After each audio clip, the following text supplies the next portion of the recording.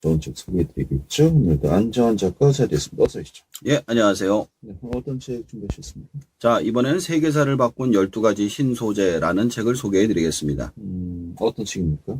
자, 인류의 발전은 항상 새로운 소재의 발견과 함께 이루어졌습니다. 저자는 금부터 도자기, 콜라겐, 철, 종이, 알루미늄, 플라스틱, 실리콘 등 인류의 운명을 결정할 12가지 혁신적 재료들을 이야기하며 세상을 만든 12가지 대표적 물질이 어떻게 발견되었는지, 어떤 사건으로 세계가 연결되고 바뀌었는지를 미시적 관점에서 역사를 꿰뚫는 한편 과학 칼럼니스트다운 해박한 지식으로 역사와 과학을 긴밀하게 연결해 우리에게 보여줍니다. 네. 그러고 보니 궁금하긴 하네요. 금, 도자기, 콜라겐, 철, 종이, 알루미늄, 플라스틱, 실리콘. 지금은 굉장히 일반적으로 쓰이고 있습니다만 이것이 처음부터 쓰여졌을 때 그때는 정말 좀 새로운 정말 신물질 아니겠습니까? 예. 그런 그 역사와 개념 재밌을 것 같습니다. 이 책이 저자는 누굽니까?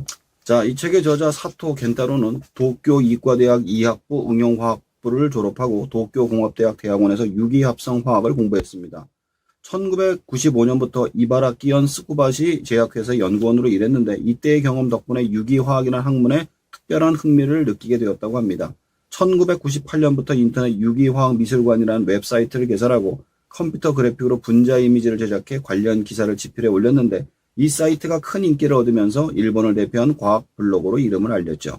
2007년 말 회사를 그만두고 글쓰기에 전념하기 시작했으며 이후 과학 전문 프로랜서로 활동하며 화학 관련 잡지 등의 칼럼을 연재하고 있으며 강연 활동도 활발하게 하고 있습니다. 주요 저서는 세계사를 바꾼 10가지 약, 탄소 문명, 의약품 크라이시스, 제로리스크 사회 덫 등이 있습니다. 그래요. 자, 12가지 신소재 앞서 좀 간략하게 소개해드렸습니다만 그중에 일단은 가장 역사가 오래된 것 중에 하나가 금이 아닌가 싶은데 예. 굉장히 귀한 물질 아니겠습니까? 지금도 그렇고요. 예. 이 금이 어떻게 인류 역사를 바꿨다는 겁니까? 자, 우선 금이란 금속의 성질에 대해서부터 나옵니다. 금이란 밝고 무겁고 희귀한 금속으로 인류가 오랫동안 장신구 등에 쓰이면서 부의 가치 척도의 기준으로 존재해 왔습니다. 따라서 많은 사람들이 이 금을 얻고자 노력을 해서 인류의 역사를 변화시켜 왔죠. 가장 대표적인 사례가 바로 연금술입니다. 연금술이란 납을 금으로 바꾸는 기술이란 뜻으로 수없이 많은 연금술사가 도전을 했지만 실패했습니다. 그러나 그 연금술로 인해서 새로운 시대를 열게 됩니다. 왜냐하면 물질의 성질을 바꿀 수 있는 화학의 기초를 알게 되었기 때문에 인간들은 물질의 변화를 통해서 새로운 물질을 만들면서 새로운 시대를 열게 되기 때문이죠. 또한 금을 찾기 위해서 모여든 사람들로 국가와 도시가 만들어진 사례도 있습니다. 미국 캘리포니아주에 일어난 골드러시가 있었습니다. 계기는 1848년 어느 아침 세크라멘토 강에서 발견된 사금이었죠. 소문은 삽시간에 퍼졌고 금을 채굴하기 위한 미국 내는 물론 중국과 유럽에서 사람들이 몰려왔습니다. 채굴자 숫자는 대략 30만 명이었다고 합니다. 인구가 수백 명에 불과했던 시골 마을 샌프란시스코는 수년 만에 미국 굴지의 도시로 변모했습니다. 대님은 리바이 스트라비우스 채굴자의 작업법으로 개발한 옷이며 신용카드로 유명한 아메리칸 익스프레스는 본래 채굴자 대상 운송 서비스업으로 시작한 회사였습니다. 이처럼 금에 대한 인간의 욕망이 도시와 기업을 만들어냈습니다. 그래요. 금은 역사 이래 가장 귀한 물질이고요. 또 그 물질을 채굴하기 위한 요즘 많은 이야기도 많이 들었습니다만. 자, 그리고 도자기도 물질로 이제 봐야 되겠습니다만은 이 도자기가 또 어떤 영향을 미쳤다는 겁니까?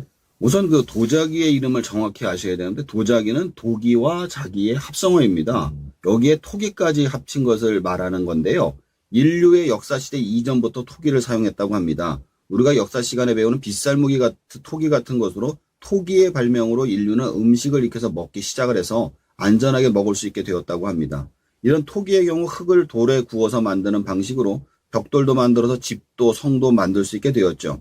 근데 이런 토기의 경우에는 건조한 곳에서 사용이 가능했기 때문에 인류 문명이 초기에 강가의 건조한 지역에서 시작이 된 것 같다라고 이야기를 합니다. 그리고 토기가 진화를 해서 도기와 자기로 변하는데 이를 쉽게 구분할 수 있는 게 뚝배기 같이 검은색이 투박한 것이 도기, 접시나 항아리 주전자 같이 하얀색을 자기라고 합니다. 이러한 도자기는 우선적으로 동양에서 발달을 했는데 그런 도자기가 워낙에 유명해서 서양에서 지금도 도자기를 차이나라고 할 정도죠. 근데 이런 도자기 현재 단순한 식기뿐만 아니라 열에 강한 성질을 이용해서 우주선의 겉면을 코팅을 해서 사용을 하며 더 나아가서 미래의 신소재로 활용이 높다고 합니다. 그래요. 자, 다음은 콜라겐인데, 예. 콜라겐은 좀 약간 의외의 물질로 이제 선별된 것 같습니다. 예. 콜라겐이 인류에게 어떤 역할을 했던 겁니까? 콜라겐 많이 들어보셨을 거예요. 근데 정확하게 정의가 뭔지 잘 모르시는데 이게 쉽게 말해서 동물의 피부에서 많이 발견되는 성분이라고 합니다. 과거 빙하기 시대의 인류의 대부분이 적도 지방에 살았는데 일부가 얼어붙은 바다를 건너 신대륙으로 건너갔다고 합니다. 그때 인류가 생존을 하면서 적도까지 갈 수 있게 했던 원동력이 바로 동물의 털옷이었다고 합니다. 그리고 우리가 피부에도 콜라겐이 많이 있는데요. 나이가 들수록 콜라겐의 분자 구조가 느슨해진다고 합니다. 그래서 나이가 들면 피부가 얇아지고 늘어지게 된다고 합니다. 현재 콜라겐을 잡아주는 화장품이나 의약품이 등장하고 있는데 이 콜라겐을 잡아주게 되면 나이가 들어도 팽팽한 피부를 유지할 수 있는 역할을 해준다고 하네요. 그래요. 자, 이제 철을 살펴봐야 되겠는데, 뭐 인류 역사에 있어서 뭐 가장 중요한 금속이 바로 철이 아니었을까 싶은데, 예. 어떤 이야기를 다루고 있습니까? 맞습니다. 현재도 철기 시대입니다. 철이라는 것은 지구에 굉장히 흠한 금속이라고 합니다. 그리고 굉장히 무거운 금속 중 한 가지에서 원래 지구를 비롯한 모든 행성에 존재하고 있다고 그래요. 그러나 녹는 점이 1535도로 굉장히 높아서 철기 시대는 늦게 도래했습니다. 현재 존재하는 기록으로는 히타이트 민족이 최초로 철기를 사용했다고 합니다. 그리고 나서 철기가 전 세계로 퍼져서 강력한 농기구와 무기로 자리 잡게 되죠. 강력한 농기와 무기는 생산성을 증대시키고 문명을 강화하는 역할을 하게 됩니다. 그리고 심지어 현재까지도 우리의 문명에 가장 많이 쓰이는 금속이기도 합니다. 철은 그 자체로 굉장히 녹이 잘 쓸어서 쓰기가 굉장히 나쁘지만 대신에 합금이나 재련을 통해서 강철이나 합금을 만들게 되면 어떤 재료보다 활용성이 높았다고 합니다. 고대에도 녹이 슬지 않는 검, 다마스커스 검이나 현재 인도에 거대한 철기둥이 있는데 순도가 99.8% 높은 순도의 철이 아직까지 서 있지만 현재의 기술로도 재현하지 못한다고 합니다.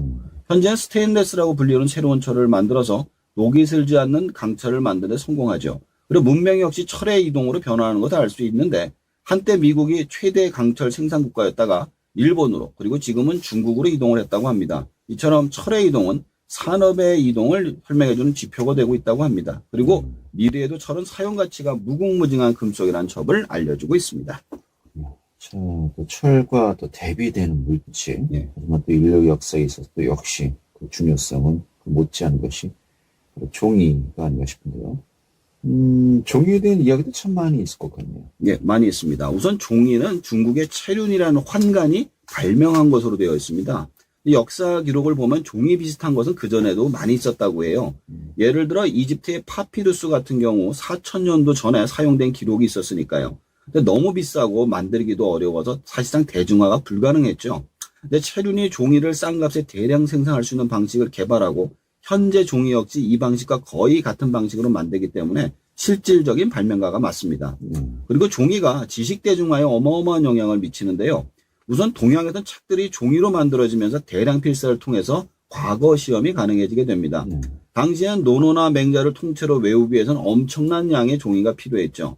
과거 시험에 컨닝을 하기 위해서 작은 종이에 깨알같이 쓴 컨닝 페이퍼도 이제 나왔다고 해요. 그리고 실질적으로 종이가 대량 생산된 것은 구텐베르그의 금속 활자를 만나면서부터 지식의 대량 보급이 가능해졌다고 합니다. 이러한 지식의 대량 보급은 르네상스 시대를 가져오게 되고 인류의 문명의 과학의 세계로 인도하게 됩니다. 그리고 많은 미래학자들이 종이가 사라지는 디지털 시대를 예측했지만 현재까지도 종이는 세월이 갈수록 더 많이 생산되고 있다고 합니다. 그리고 앞으로 종이처럼 가볍지만 강철처럼 강력한 종이도 개발될 것이라고 해서 미래에도 종이의 시대는 계속될 것이다 라고 이야기를 해주고 있습니다. 그래요. 뭐 금부터 시작해서 도자기, 콜라겐, 철, 종이. 정말 이런 물질들이 없었다면은 현재 또 인류 문명은 존재하기 힘들었겠구나라는 생각도 새삼 듭니다만 이 책에 대한 총평을 좀 해본다면요. 저는 이게 재료들이 세상을 바꿨다는 말이 맞다는 생각을 하게 됐습니다. 제가 종이책을 파는 사람이라든지 종이 이야기가 확 와닿더라고요. 우리가 흔히 보는 소재들의 역사를 알고 세상을 보면 더 재미있을 것 같습니다. 알겠습니다. 오늘 잘 들었습니다.